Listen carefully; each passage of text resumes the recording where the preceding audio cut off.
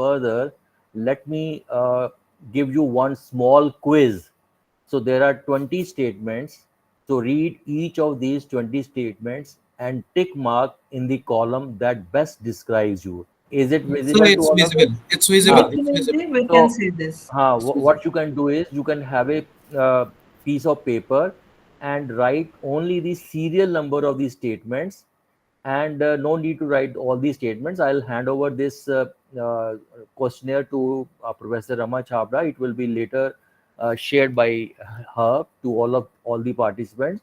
So please answer all these statements as you actually are, rather than how you think you should be. And please don't worry if some statements or questions seem to score in the wrong direction. So please read each of these statements. I'll slowly go down. Now, against all these 20 statements, put five, you see, responses: not at all, rarely, sometimes, often, and very often. So write on a piece of paper the serial number of these statements, and against those serial numbers, you write the 5 point scale ranging from not at all, rarely, sometimes, often to very often. So take 5 minutes. I read all these statements one by one. First statement is, when I have a problem, I try to solve it myself before asking my boss what to do. So you have to respond whether you are doing not at all, rarely, sometimes, often, and very often. The second statement is, when I delegate work, I give it to whoever has the most time available.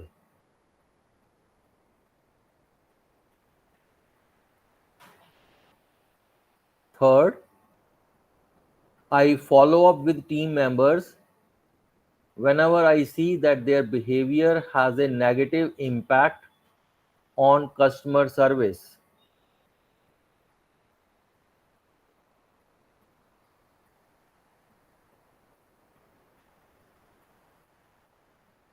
Four, I make decisions following careful analysis rather than relying on gut instinct.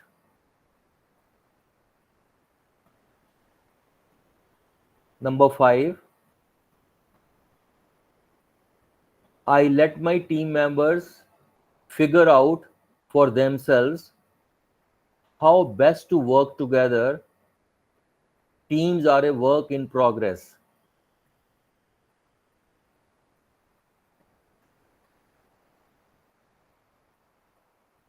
Then, number six, I wait before disciplining a team member. I repeat, I wait before disciplining a team member so that people have a chance to correct their behaviors for themselves. Number seven, technical skills are the most important skills that I need to be an effective manager.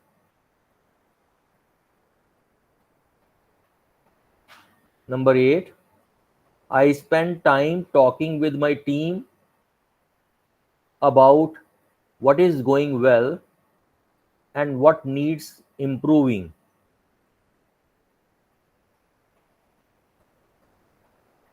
Number nine, in meetings, I take on the role of moderator, facilitator when necessary, and I help my team reach a better understanding of the issue or reach consensus. Number 10, I fully understand how the business processes in my department operate, and I am working to eliminate bottlenecks. Number 11, when putting together a team, I consider the skills I need, and then I ask people who best fit my criteria.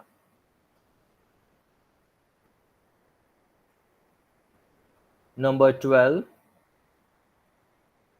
I do all that I can to avoid conflict in my team. Number 13, I try to motivate people within my team by tailoring my approach to motivation to match each individual's needs.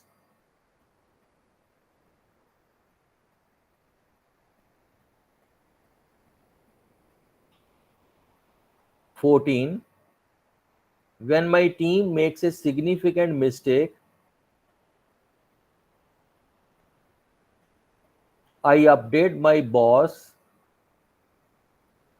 on what has happened, and then I think of it as an important lesson learned.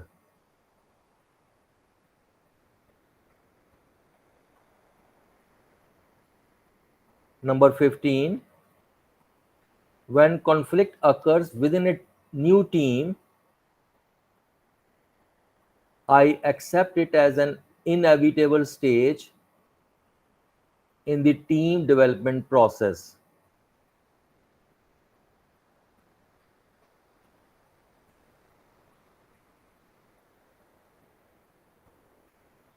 16, I talk to team members about their individual goals, and I link these to the goals of the entire organization.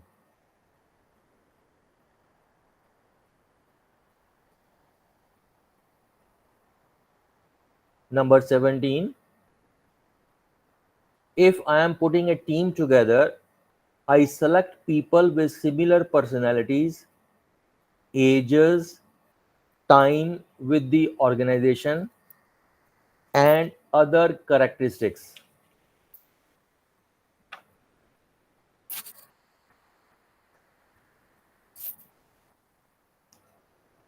Number 18, I think that the statement, if you want a job done well, do it yourself, is true.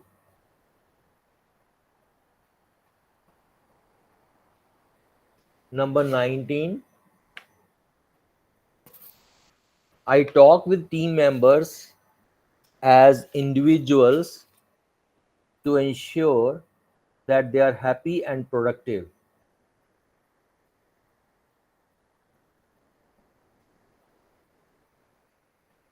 And last, I brief my team members so that they know what is going on around them in the organization.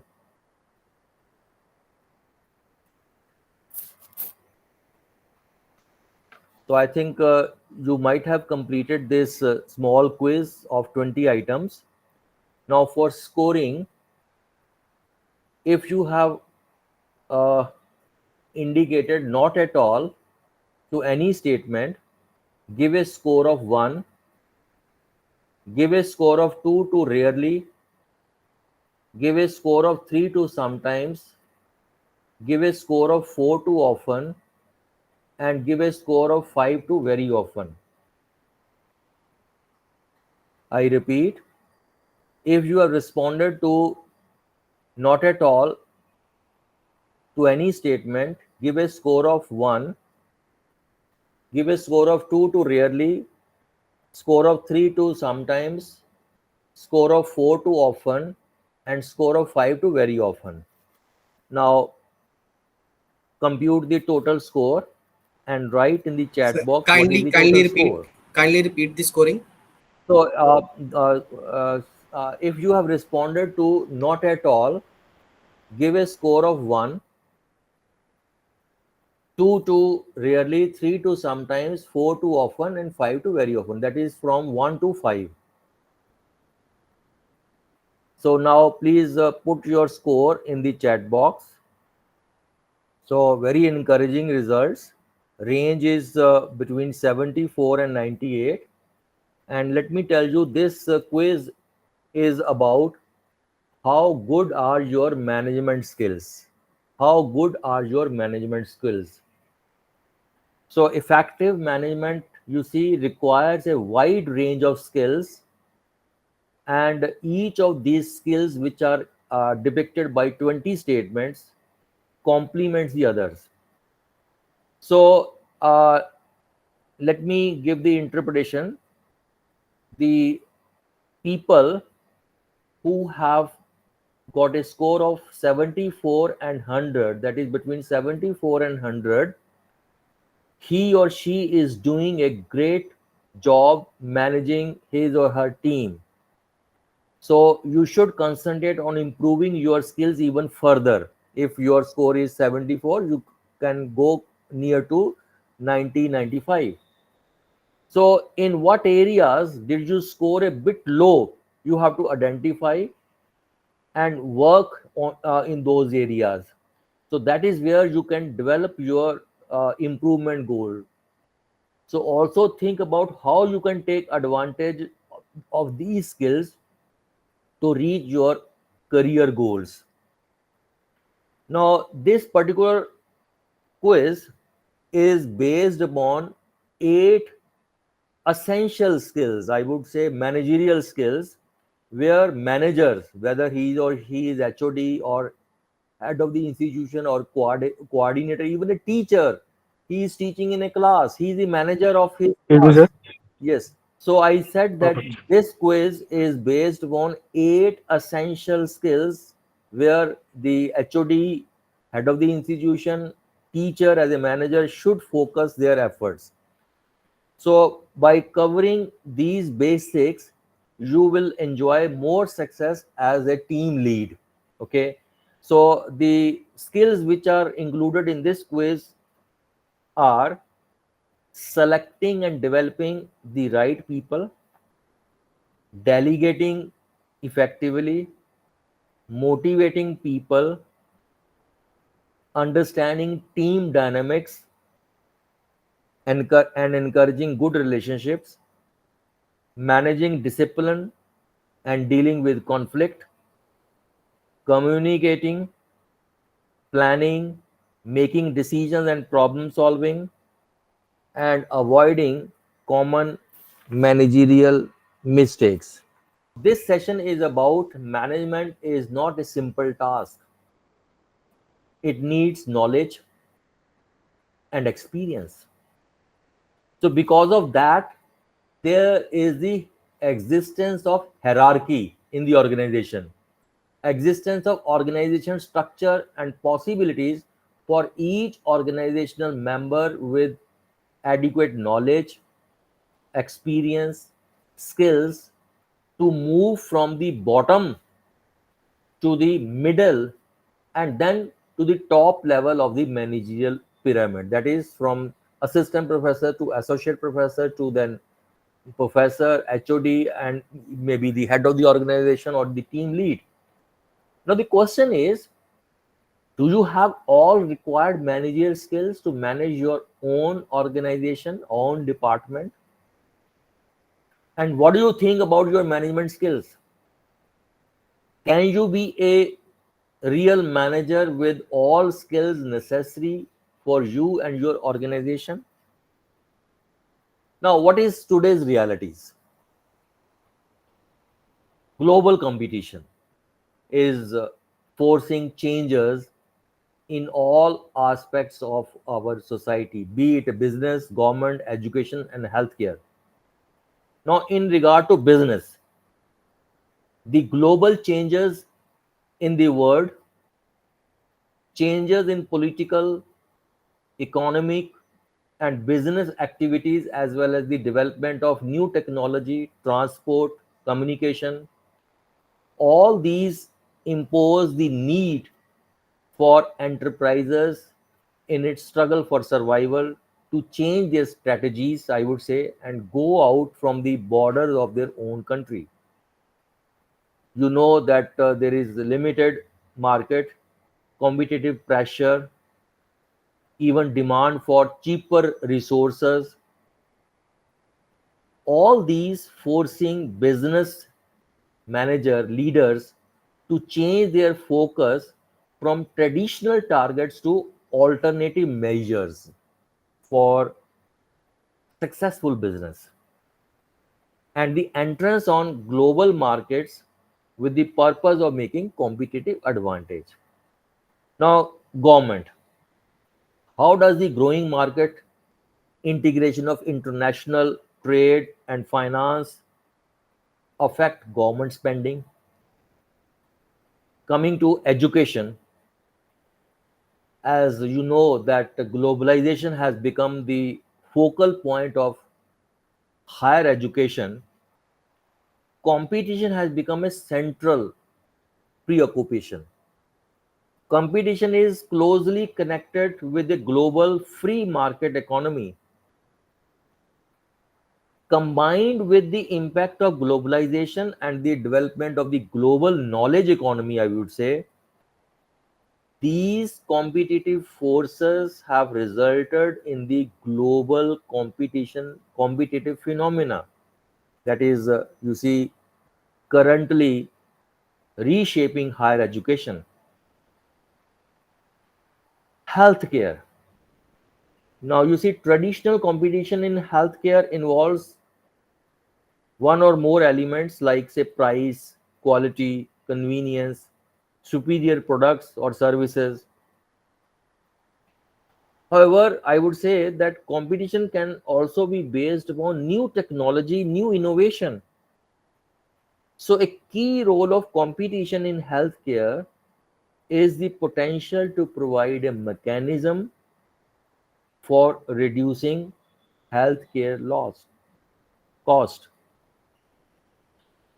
You know, every customer is demanding more and more than ever. Why? Because they have more power than they used to. They are now smarter. They have higher expectations than ever before. So, as such, we have to change how we work and manage all aspects of our organization, all processes we use to do our work. You see that today's workplace is undergoing a revolution in reorganization and innovation. And to succeed in this aspect, there needs to be greater investment in people, methodology, technology. We must embrace the new workforce and challenge existing models and ways of, you know about the coronavirus, corona period. Coronavirus has eliminated the tasks that some employees normally were doing. You know that in those those times, there were no clients to consult, there were no trips to book, there were no students to teach, there were no concerts to perform and organize, there were no products to deliver, no new data, new input. So all of have adapted to that particular situation, and we live in a new era, as I'm telling, that where technology is advancing, I would say, at an unprecedented rate. Our daily lives have been transformed, influenced by new technology. So old paradigm was one job, that is, go to work, do your job, and come home. That is the traditional 9 to 5 work day shattered years ago, and new, more dynamic models have begun to take root, some with more success than others. And the new paradigm is we have two jobs. What is do your work, and second is improve on how you do your work. So now we have to focus on this particular uh, uh, point, improving how we can do our work effectively. And the most important issue is how to balance the doing part and the improving part of our workloads. Now, I think there are two words, leadership and management, and many people have been using these two terms interchangeably. Leadership and management are very different. Few people are effective leaders and managers. The main difference between leaders and manager is that leaders have people follow them, while managers have people who work for them. See the difference. Leaders have people following them, and managers have people who work for them. A successful HOD, a successful head of the institution, needs to be both a strong leader and manager to get their team on board, to follow them towards the vision of success. So, leadership is about getting people to comprehend and believe in the vision you set for the department and to work with you on achieving the goals. On the other hand, management is more about administration, making sure the day to day activities are happening as they should. So, management is about coping with complexity. It brings orders, consistency, and management applies known solutions and strategies. Whereas leadership is about coping with or planning change, especially if it is very sudden. Uh, However, I would say that management skills overlap with leadership skill to some extent, because both these skills involve problem solving, decision making, planning, delegation, communication, time management, managing attitude, and so on. So, management skills, I these are you see overlapping. Now, management skills are what? Collection of abilities that include things like organizational planning, decision making, problem solving, communication, and so on. And good management skills, I would say, are very essential for every organization to succeed and achieve its goals, objectives effectively and efficiently. So, managerial skills include the knowledge and ability of the individuals as a manager to fulfill some managerial activities or tasks. So, it is, I would say, the ability to make organizational decisions and lead subordinates within an organization. And friend, these skills are not, I would say, inherited skills. These can be learned, these can be practiced, and you can become a good manager. So now let me share with you that there is one management expert, Robert Cards. He has classified all the management skills into three types. One is the technical skills, that is the ability to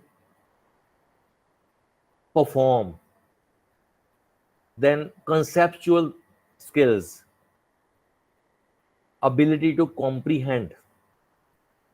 And the human, or I would say the interpersonal skills. All these three skills are essential for a manager to be successful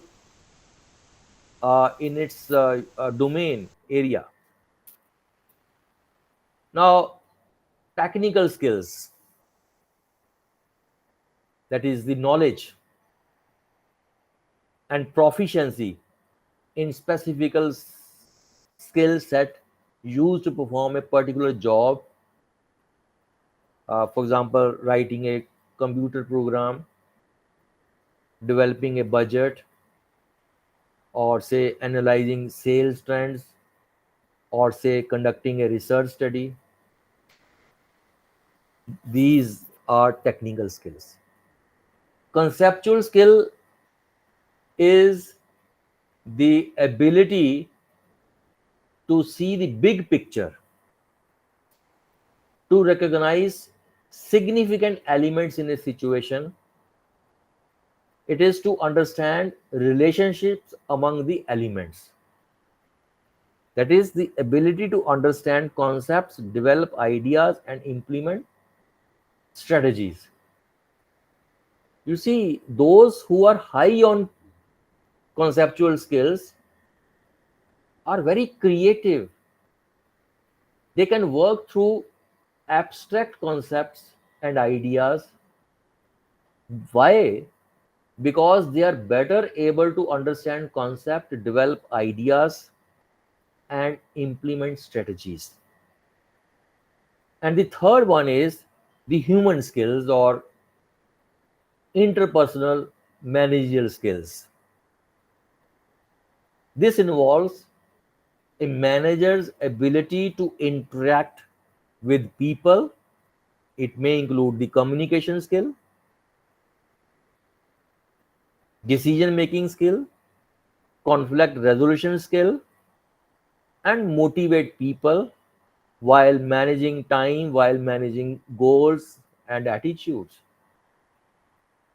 So, the lower level people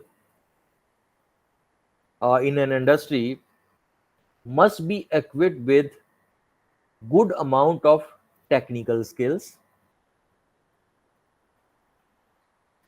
to some uh, and then human skills and little bit of the conceptual skills.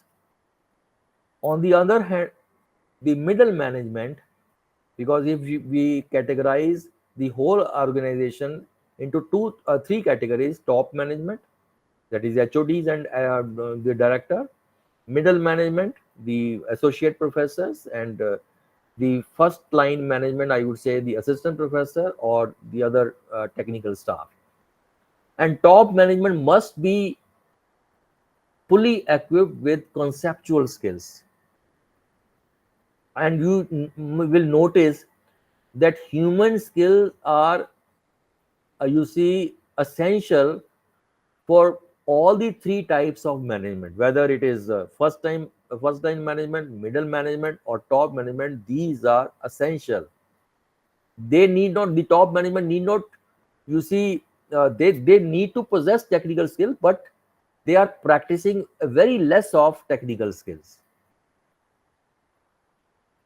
So according to cats, The higher someone in the organization, the less technical skills are required to fill the position and more conceptual skills are required. On the other hand, the lower the position in the organization, more technical skills are needed, less conceptual skills are required. And as I told you earlier, human skills are always required, no matter the level or the position in the organization. So, let me briefly describe the technical skills: knowledge and ability to use different techniques to achieve what they want to achieve. You see, these technical skills are not related only for machines, production tools, or other equipments, but also that is required to enhance the effectiveness, efficiency, or to you want to increase the sales, or you want to design different types of products, services, marketing the products and service, and most important, as I told you earlier, for the first level manager, conceptual skills, that is a manager's ability to see the big picture, to recognize significant elements in a situation, and to understand the interrelationship among those elements. So, people, as I told you, with conceptual skills are very creative. This involves a person's knowledge and ability for more abstract thinking. And this type of skill helps the manager to look outside their department's goal. So they will make decisions that will satisfy overall organizational goals. And very important for top manager, less important for middle level manager, and least required for the junior people. Human relation skills or interpersonal manager skills are needed for all the three types of managers. This is managers' ability and knowledge to work with people. Why? Because without people, there will not be existence of any management or manager. We have to work with people. So this type of skill enables the manager to become leader and motivate the subordinates for accomplishment of goals of the department and the organization very effectively. So such skills help the manager to make more effective use of human potential in the organization. And as I said, it is important for all hierarchical levels in the organization: top manager, middle manager, or the lower level manager. Now, we can also classify managerial skills into two types: hard skills and soft skills. And to be a successful manager, you need to develop both. Hard skills are nothing but technical skills, or the abilities you have learned uh, through school, training, and job experience. For example, if you are a software engineer, one of your hard skills may be proficiency in programming language. So, as a manager, it's important to develop these abilities so you can effectively lead others in honing these same skills.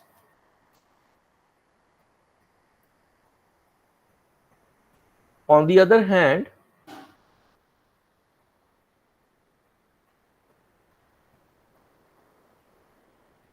These soft skills are applicable in any role.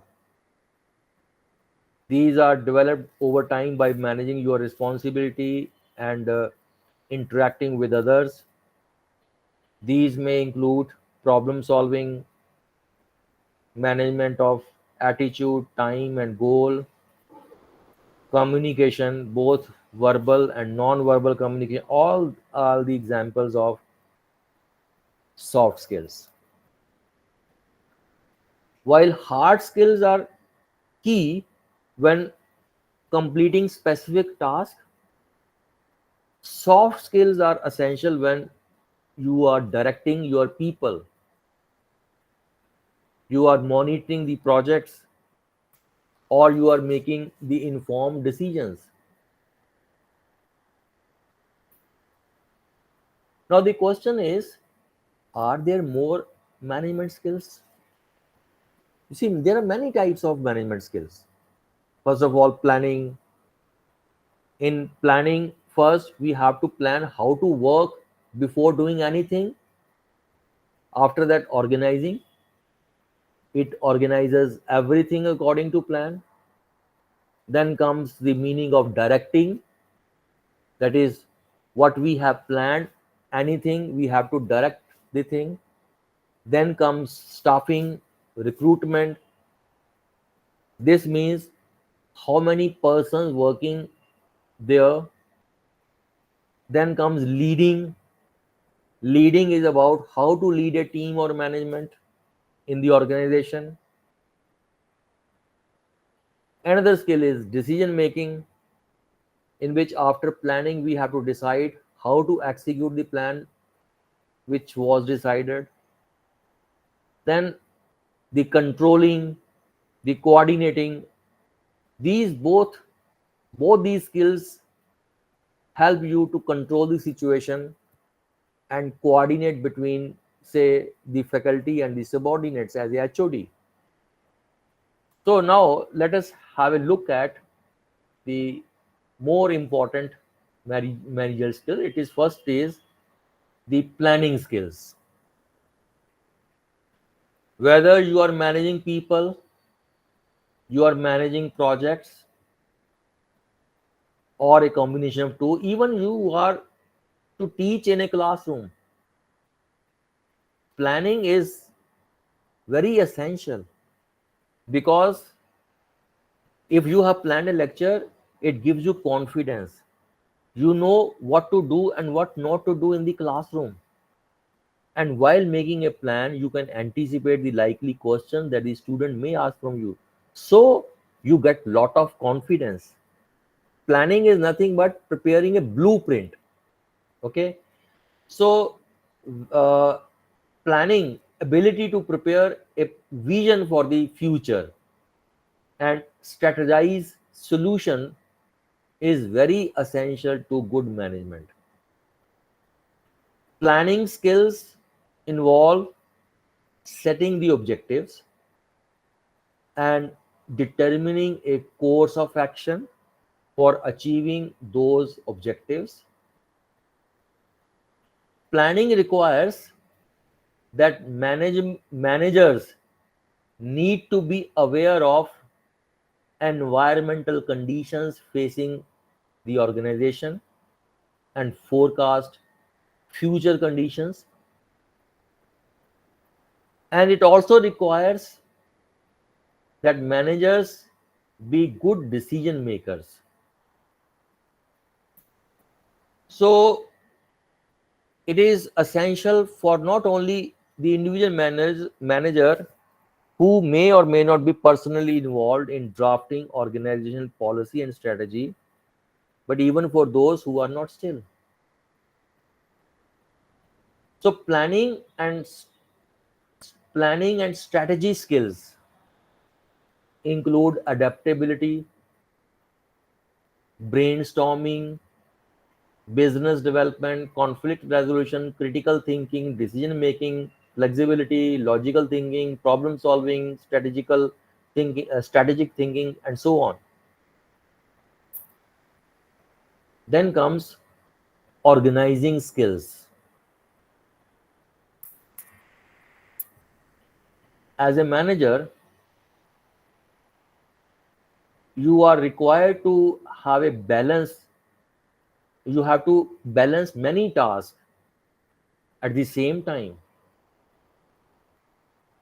It means managing multiple project timelines, deadlines, calendar events like meetings, conferences, presentation, writing a report. So, excellent organization skills will help you stay on top of your work. If you have organized well, it will reduce the stress, it will prevent you and your team from missing critical deadlines, and ensure you can find information when you need it most.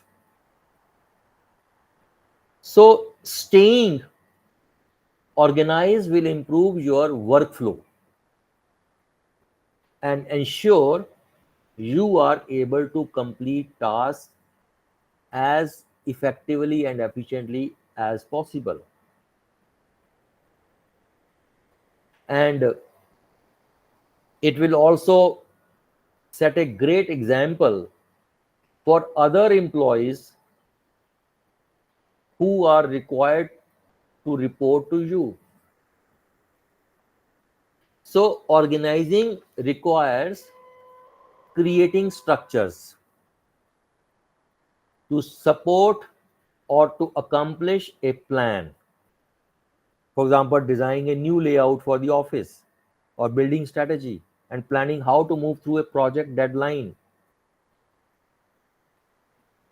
It includes team management, it includes physical organizational skills, having a clean and kept up workspace, scheduling skills. You need to know how much time to allocate to one activity, other activity, and then resource coordination skills.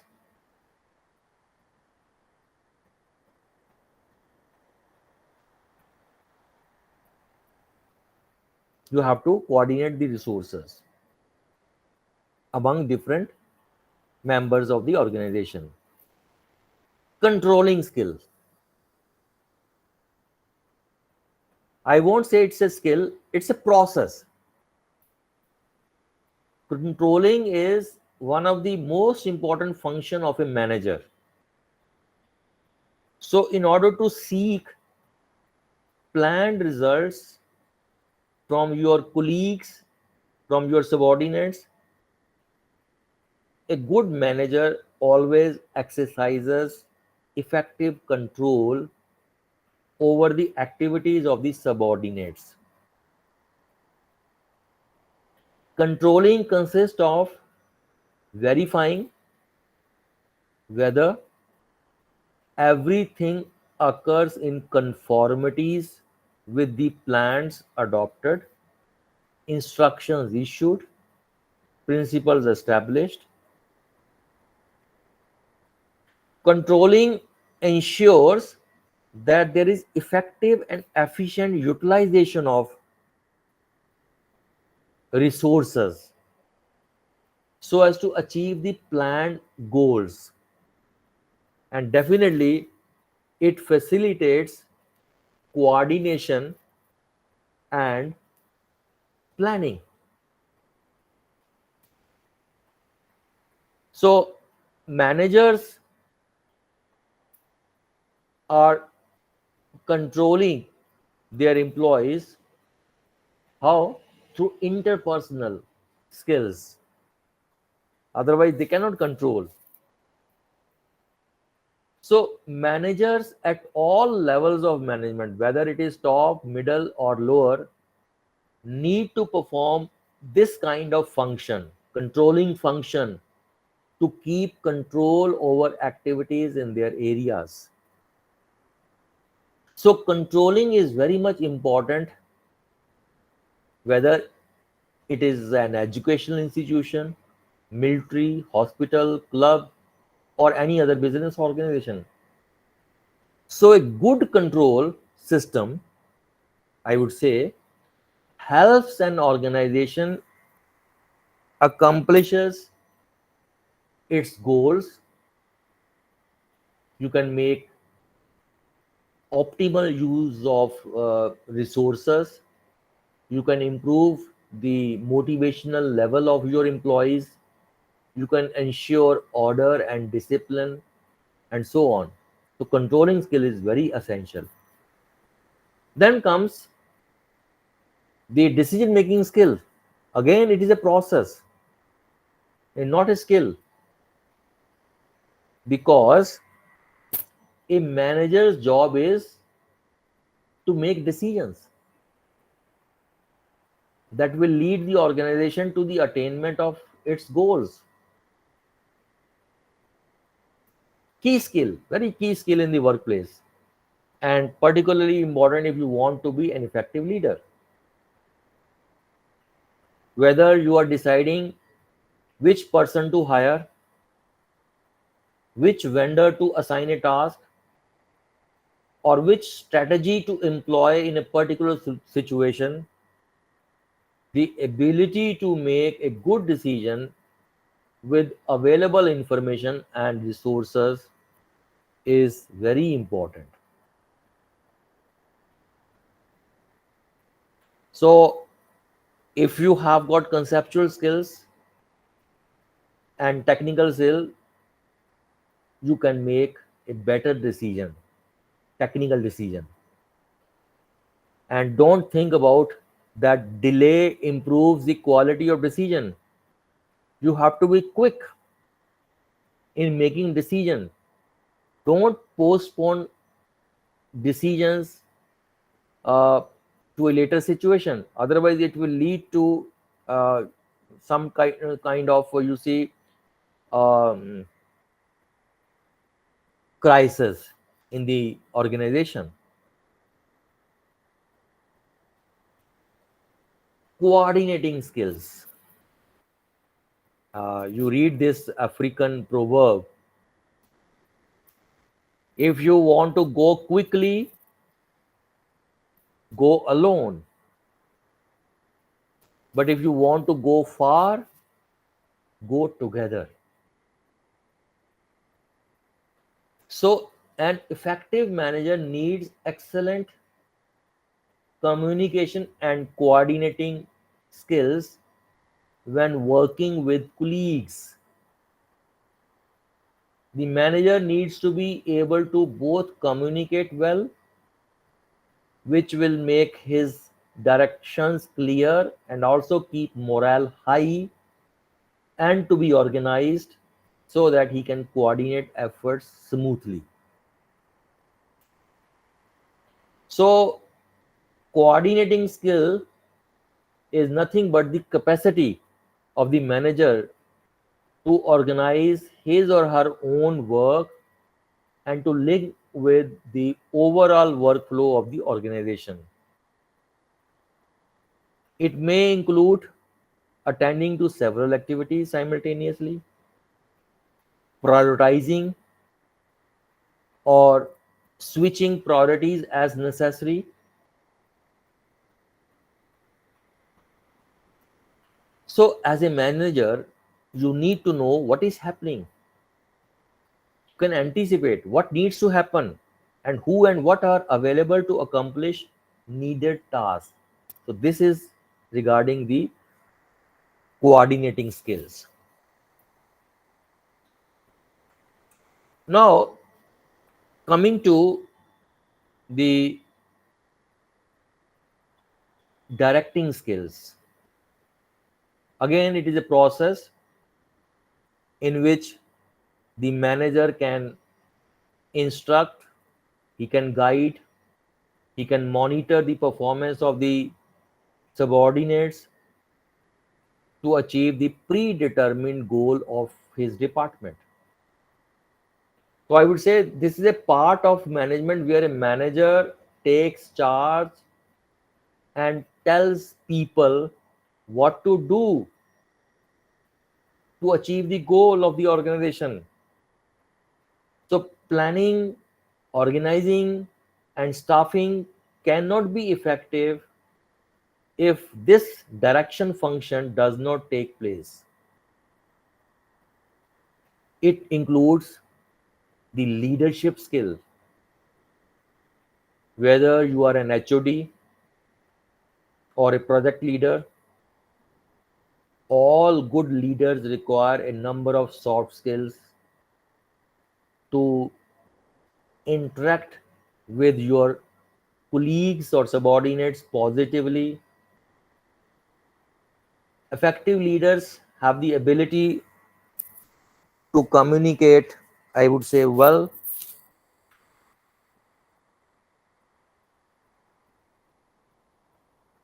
motivate their team, handle and delegate responsibilities, listen to feedback, and have the flexibility to solve problems. This also includes the skill to delegate. Delegation means assigning any authority to another person, from a manager to a subordinate, to carry out specific activities. We need to learn to delegate effectively. Now, many managers think of doing the task himself or herself. This is the myth of omnipotence. That is, by doing it yourself, tasks are achieved better and faster. Why you are not delegating? You have no faith in your subordinates' capabilities. You have some fear that they could do something wrongly, or it will take more time. But if uh, you see continue doing yourself all the activity, you will hardly get time for thinking, for planning. So you need to delegate. For example, as a HOD, you can ask your assistant professor to prepare a draft reply for a letter you have received from the head of the organization or from the outside institution. He will prepare a draft. You can give him some guidance. Probably next time he would prepare the better draft. So delegation is very important. Otherwise, you will continue doing all the activities yourself. Communication. That is, the manager must be able to convey ideas and information to others, receive information and ideas. So, great communicators, they listen actively, they retain information well, and pass it on to others very efficiently. Communication is, you see, a very important skill. Communication had been taken from a Latin word communis, which means common. For example, when an individual communicates, he or she is trying to establish a degree of commonness with someone else. So it is the process of transferring meaning in the form of ideas or information from one person to another person.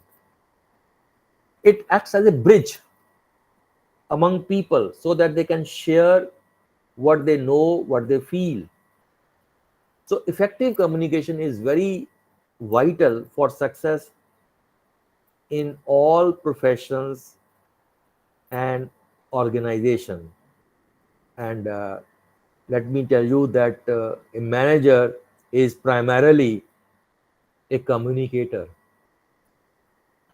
So in order to carry out the functions of planning, organizing, leading, controlling, the manager must be adapt in using various skills to convey his or her thoughts and desires to others.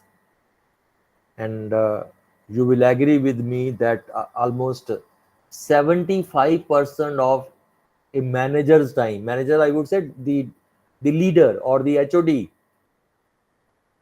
about 75% of a manager's time is spent in some form of communication involving sharing ideas with colleagues, subordinates, presenting proposal to higher management, negotiating agreements with other companies or suppliers,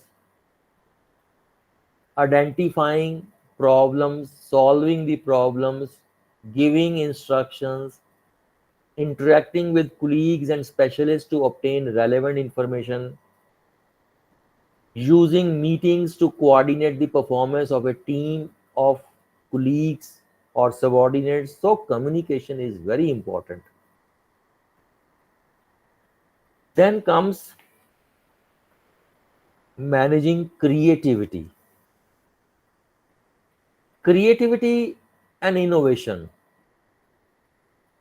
These have always been at the heart of every successful organization. By definition, creativity is the ability to create something novel, appropriate, and it is essential to every department organization that gets new projects which are started and then sustains the best companies after they have reached. You see, there is a difference between creativity and innovation. Creativity is producing the idea, generating the idea. It may be totally new, it may be partially new. And innovation means putting that idea into practice. Okay, so all these things are, you need to develop creative climate in the organization in order to nurture creativity amongst your colleague. Likewise, the teacher has to create creative climate in the classroom so that the students come forward with innovative ideas. Okay, then comes the motivation.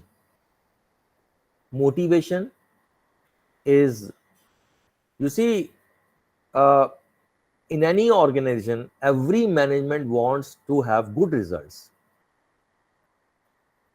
Every management wants better performance of its employees towards the attainment of goals.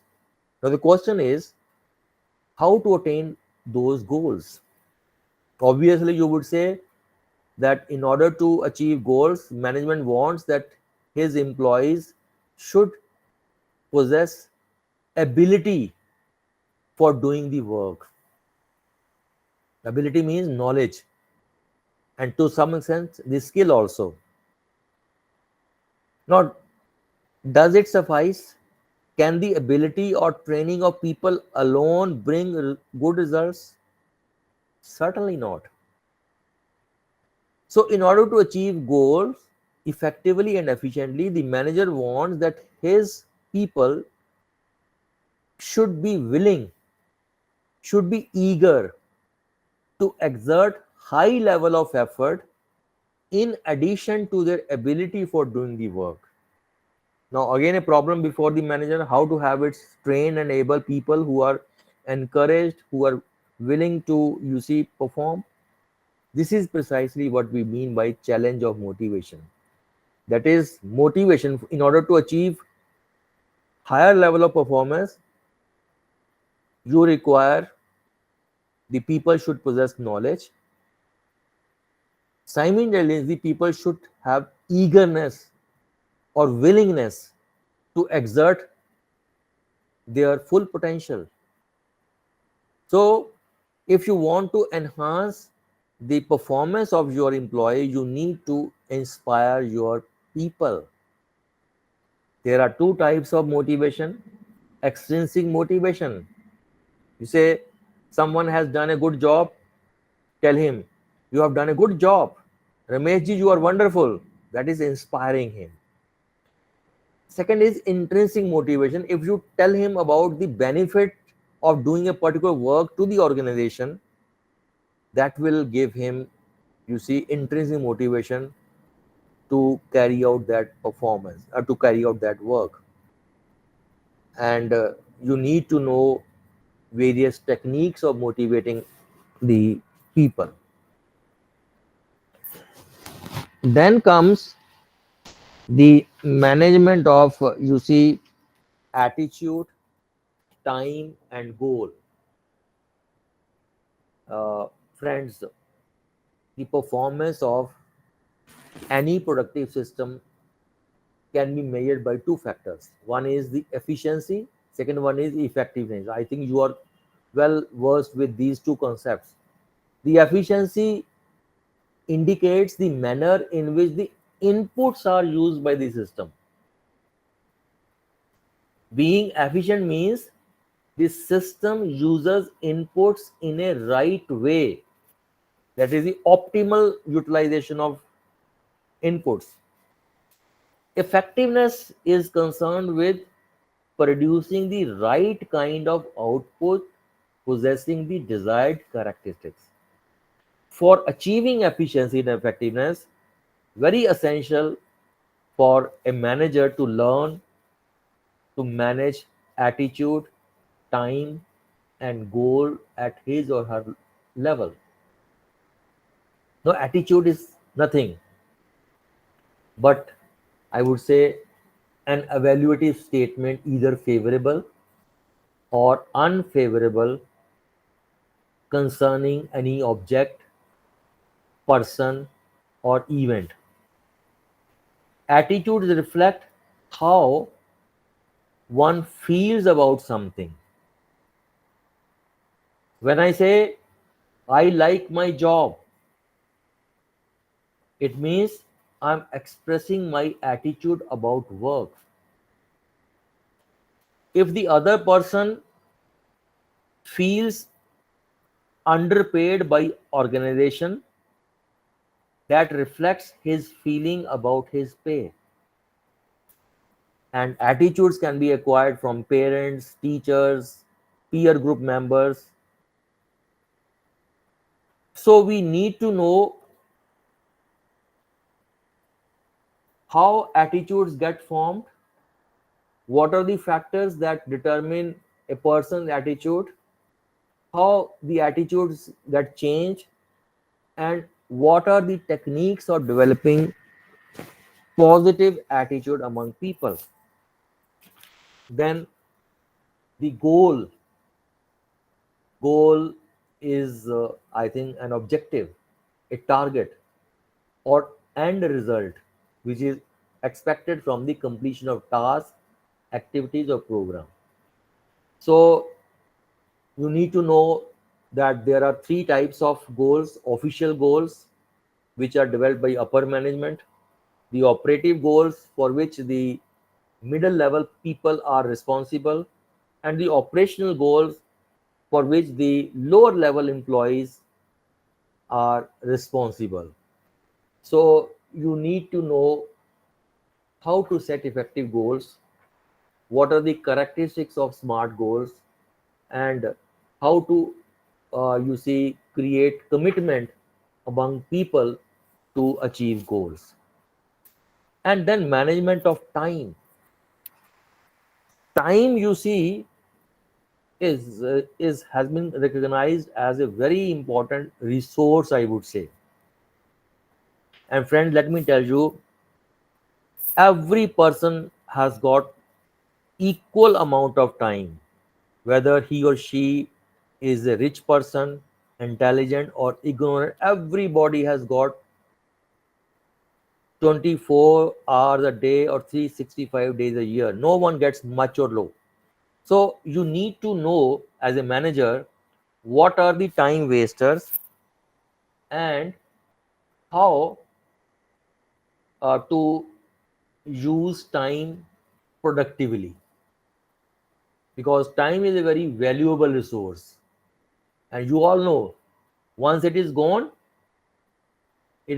forever. So as a manager you need to know, because many people blame others for things going wrong.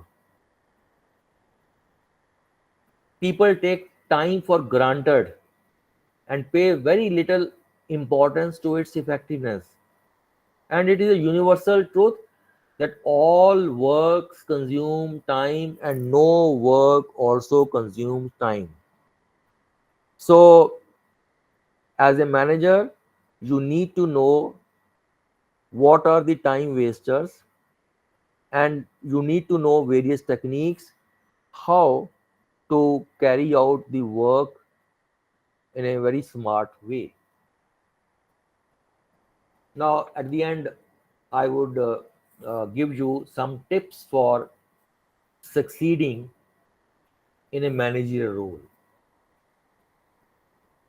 Taking on a management position can be a rewarding opportunity. Why? You can contribute meaningfully to an organization. You can take on new responsibilities. You can grow your professional career. So, whether you are applying for your managerial post or you have been in a leadership position for a while, you need to grow your skills, managerial skills, so as to achieve success. Now, there are three things you can do to develop the managerial skills to ensure you are ready for the challenges of a new role of new role as a manager. First is seeking opportunities to lead. Like all abilities, managerial skills take practice. So, to help prepare yourself, try to look for opportunities to lead within your current position. For example, you can volunteer to manage project and lead meetings. So, this will help you identify and improve your areas of opportunity. Another example, experience of leading a project may help you recognize your uh, experience in team goal setting. So once you have highlighted, you can identify the weaknesses also. So taking small leadership opportunities in your current job will help you demonstrate your ability to your HOD, head of the institution, who may be seeking managerial candidates. Find a role model. You can look for great leaders, both from inside and outside your organization. You can take some time to observe how they interact with others. You can pay close attention to the characteristic or the traits they exhibit, how they behave under pressure, and what they do when faced with complex challenges. Consider asking another leader to mentor you.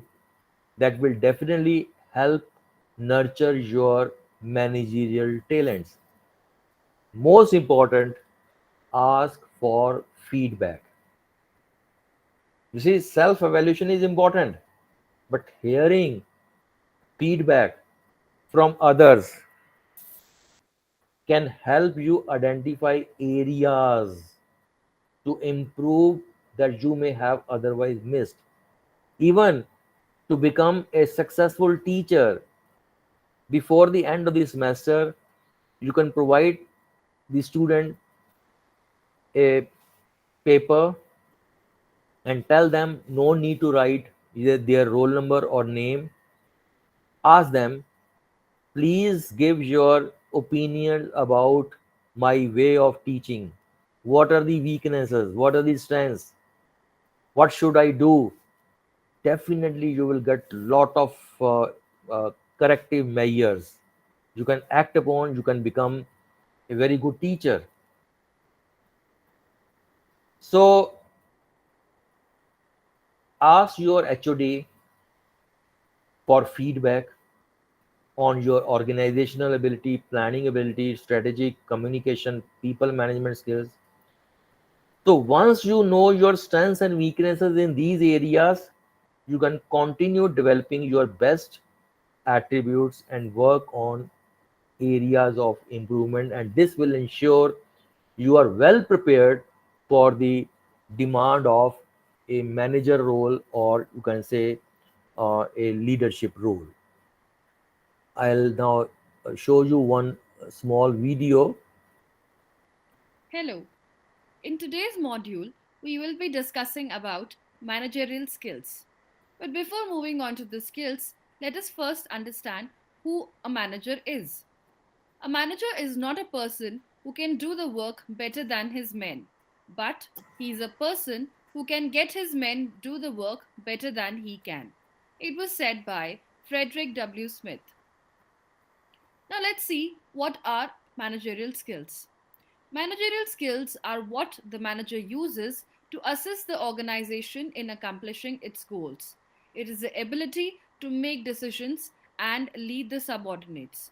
Now, managerial skills, they are of three types, or they fall in three categories. The first one is technical skills. The second one is known as human skills or interpersonal skills. And the third one is known as conceptual skills. Now, these three categories were identified by Robert Katz. Now, let's first of all understand what are technical skills. Now, technical skills are those skills which are needed to accomplish a specific task. It is the how to set or skill set that allows a manager to complete his or her job. These skills are basically a combination of your formal education, training, and on the job experience. So, for example, a software engineer, possesses certain skills which are known as technical skills.